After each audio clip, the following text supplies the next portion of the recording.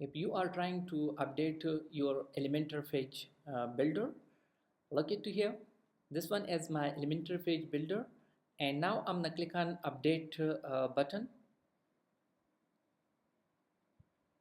So here you will got the server error 500 error. Now we will fix this error. I'm gonna back to the WordPress dashboard and click on add new plugin to install a new plugin. So I'm gonna search here for the WP optimize.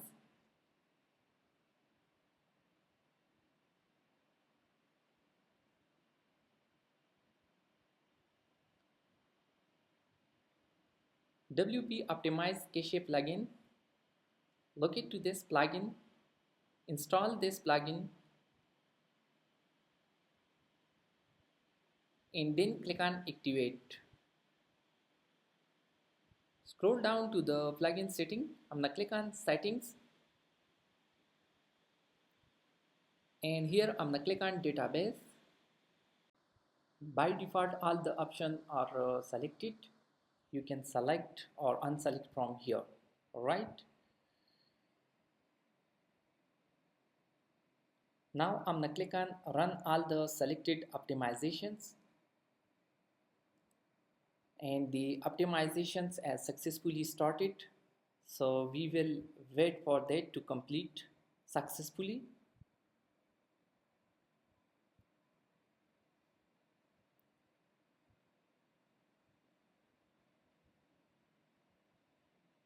Okay, now the optimization is completed. I'm gonna back to the Elementor page builder, and then I'm gonna click on update.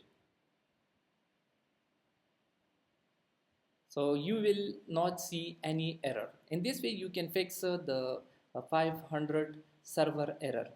Thank you for watching this video.